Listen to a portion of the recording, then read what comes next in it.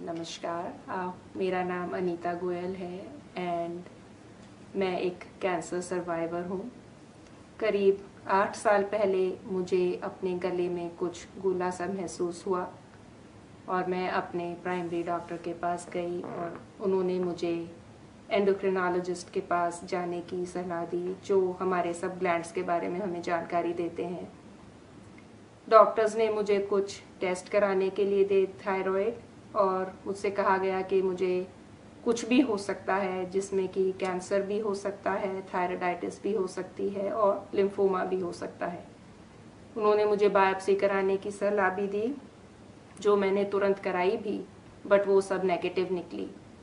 उन्होंने मुझे कुछ दवाई दी जिससे मेरे गले में कुछ मुझे राहत महसूस हुई और जो मेरा स्वेलिंग थी वो काफ़ी कम भी हुई। बट 3-4 महीने के बाद वो स्वेलिंग दोबारा आ गई। उन्होंने मेरे को थोड़ी और बढ़ा के दवाई दी, वो फिर कम हो गई। लेकिन अब फिर 2-3 महीने के बाद वो बहुत ज़्यादा स्पीड से बढ़ने लगी।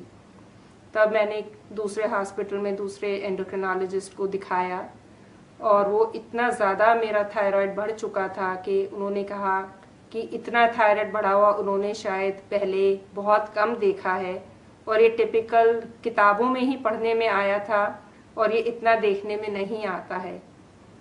तो मेरी एक छोटी सी बेटी थी उस वक्त, हार्डली 2nd ग्रेड में। मेरे तो एक बार हाथ पैर ही फूल गए कि मैं क्या करूं, क्या नहीं करूं, क्या होगा। There was so many emotions going on, but doctor हमेशा मेरे साथ रहा, मेरी फैमिली मेरे साथ थी। तो हमने यही डिसाइड करा कि चलो इसकी सर्जरी तो करानी ही पड़ेगी, और सर्जरी के दौरान ही ये पता लग गया कि वो मोस्ट प्रोबेबली कैंसर है, बट जब तक कोई फाइनल रिपोर्ट नहीं आई थी। उस दौरान मन में बहुत अजीब व गरीब से विचार आए कि क्या होगा, कैंसर होगा या नहीं होगा। नहीं, कैंसर हो ही नहीं सकता। God can not be that bad with me.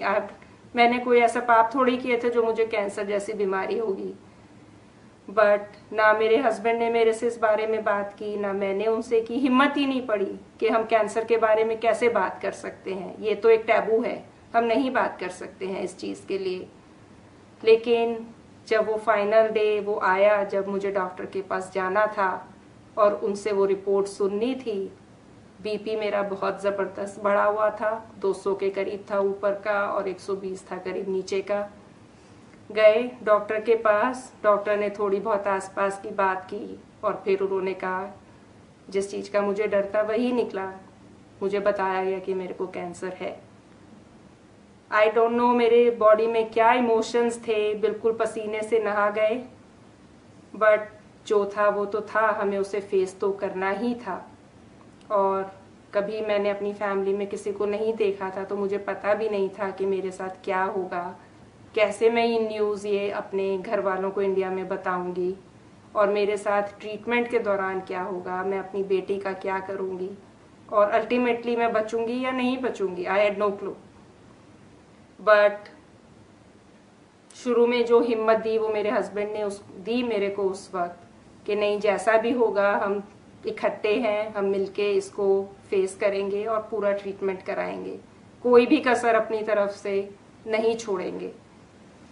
तो कीमोथेरेपी शुरू हुई। बहुत एप्रीहेंशन थी, बहुत घबराहट थी मन में कि मैं कैसी लगूंगी, मेरे बालों का क्या होगा, मेरी बेटी का क्या होगा, मैं कुछ कर पाऊंगी कि नहीं।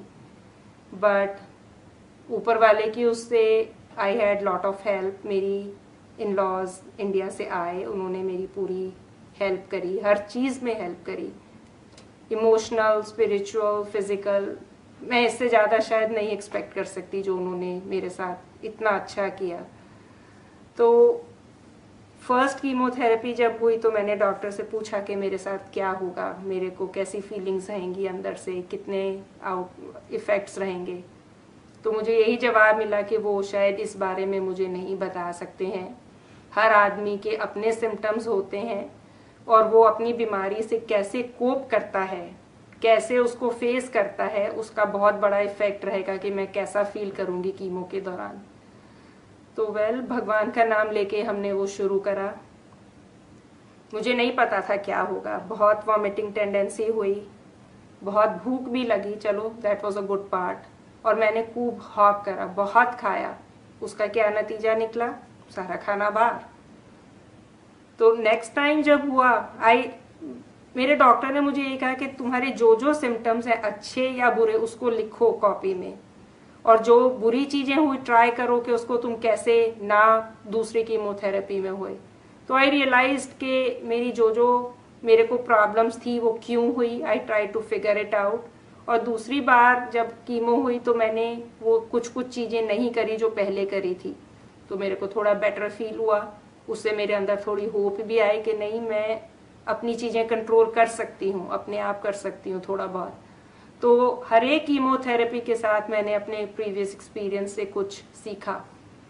तो वो कीमोथेरेपी बिना किसी इंसिडेंट के पूरी हुई। लकीली मैं बीमार नहीं पड़ी, डॉक्टर की पूरी बात मैंने मानी। जो जो चीज़ें टिप्स उन्होंने मुझे, दवाई की, खाने की, एक्सरसाइज की, सब कुछ मैंने वही करा जो डॉक्टर ने मेरे को, पूरे डॉक्टर्स की टीम ने बताया। आई नेवर, मैं उस, ऐसा नहीं हुआ कि मैंने उनकी कोई भी बात नहीं मानी हो। बट उसके बाद जब मेरा कीमो खत्म हो गई, आई वॉन्ट, मेरी हमेशा से ये इच्छा रही कि जो मैंने अपनी बीमारी में सीखा है, मैं उस चीज़ को दूसरों की हेल्प करूं।